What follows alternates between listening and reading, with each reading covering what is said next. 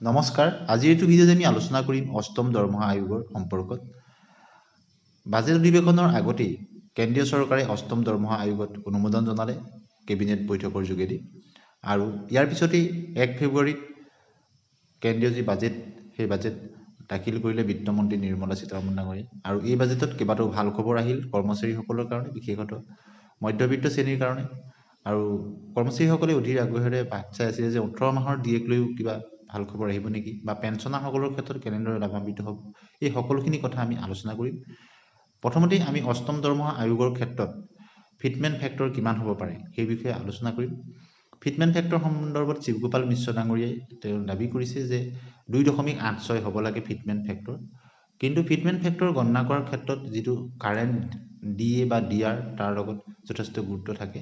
বৰ্তমান 53% হৈ আছে, আৰু দুবাৰ ডিএ বৃদ্ধি হোৱাৰ এপ্ৰক্সিমেটলি প্ৰায় 60 মান হ'বগৈ। আৰু সেইদৰে যদি ফিটমেণ্ট ফেক্টৰটোক ডিএৰ সৈতে কেলকুলেশ্যন কৰি চোৱা হয় তেতিয়াহ'লে 2.86 ফিটমেণ্ট ফেক্টৰ হোৱাটো প্ৰায় অসম্ভৱ যেন দেখা যায়।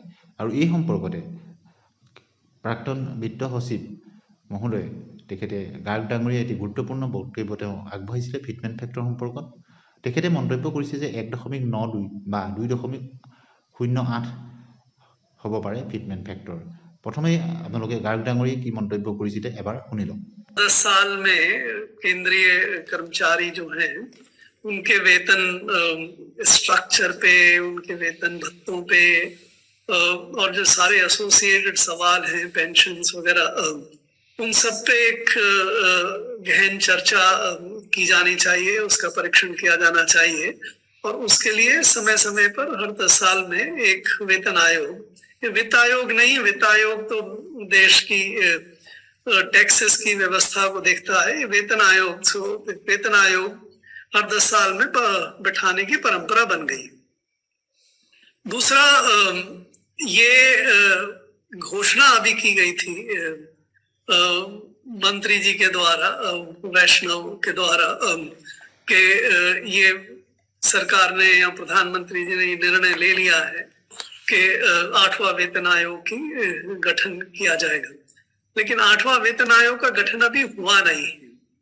गठन का वेतन आयोग के गठन का शुरुआती दिन उससे माना जाता है जिस दिन सरकार के द्वारा एक नोटिफिकेशन जारी कर दी जाती है कि कौन उस वेतन आयोग के अध्यक्ष हैं, कौन सदस्य हैं और उसके क्या टर्म्स और रेफरेंस हैं।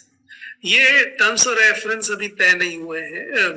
वेतन आयोग का कंपोजिशन अभी नहीं बनाया गया है।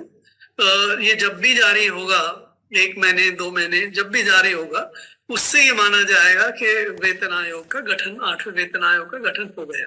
अभी उसकी केवल इन प्रिंसिपल सैद्धांतिक जो है घोषणा ही मानी जा सकती है।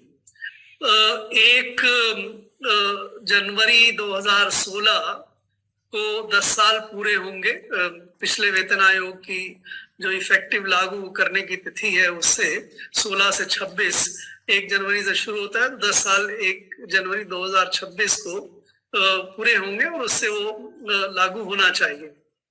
लेकिन ये वेतन आयोग, 8वां वेतन आयोग अपना सारा डेलिब्रेशंस, कार्य वगैरह कर लेगा और समय और रिपोर्ट भी देना होता है।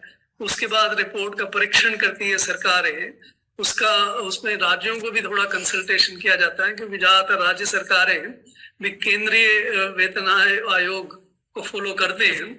तो आपको जस्ट रेफरेंस के लिए मैं बता दूं कि पिछले बार 2014 में वेतन आयोग, 7वें वेतन आयोग का गठन हुआ था। उसकी नोटिफिकेशन निकली थी 28 फरवरी 2014 को।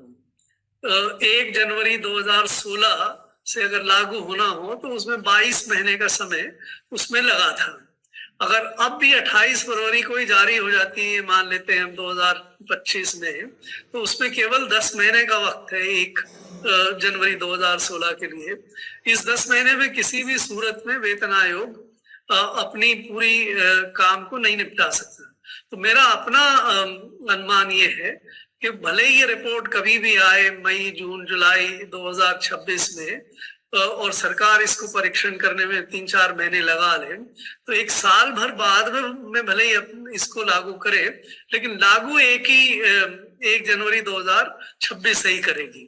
आपका तीसरा सवाल फिटमेंट के ऊपर था कि कई तरह की बातें कही जा रही हैं। जेसीएम ने ये कहा कि 2.87 टाइम्स जो है फिटमेंट फैक्टर लगाना चाहिए। फिटमेंट फैक्टर होता क्या है? फिटमेंट फैक्टर ये होता है कि वेतन आयोग दो चीजों का निर्णय करता है। एक तो बड़ा आसान होता है कि आज के दिन 1 जनवरी 2026 को मान लीजिए कि क्या पे है आज की। उसमें दो चीजें शामिल होती हैं, एक तो बेसिक पे और दूसरा डियरनेस अलाउंस। तो अभी जैसे डियरनेस अलाउंस 53% चल रहा है, 2 इंस्टॉलमेंट और सरकार को घोषणा करनी होगी 1 जनवरी 2026 से पहले। तो एक जो 1 जनवरी 2025 से लागू होगी और दूसरी जो 1 जुलाई 2026 से लागू होगी। तो आप ये दोनों इंस्टॉलमेंट पे अगर ये मान के चले कि 7% की वृद्धि और हो जाएगी डीए में, तो उस हिसाब से 1 जनवरी 2026 को देश में 60% डीए की रेट होगी। अगर आप 100 रुपए की बेसिक पे में 60% ये जोड़ दें तो 160 आपका प्रोटेक्टेड पे हो जाता है। इसको हम प्रोटेक्टेड पे कहते हैं कि भाई ये तो वो है जो आज के दिन है पे। अब दूसरी वेतन आयोग ये काम करता है कि नई मिनिमम पे क्या होनी चाहिए, नई पे क्या होनी चाहिए कर्मचारियों के लिए। उसके लिए अलग अलग वेतन आयोग जो है वो अलग अलग चीजों को ध्यान में रखते हैं। कोई वेतन आयोग ये देखता है कि देश में रियल पर कैपिटा इनकम में कितनी वृद्धि हो गई 10 साल में। कोई वेतन आयोग ये देखता है कि एक जो रीजनेबल स्टैंडर्ड ऑफ लाइफ है, अगर वो आपका जो सरकार का सबसे निचले वर्ग का कर्मचारी है उसको कितना वेतन मिलना चाहिए ताकि वो अपना जो मिनिमम स्टैंडर्ड ऑफ लाइफ को जी सके, और उसको कैलकुलेशन करने के बाद वो एक मिनिमम पे निकालता है।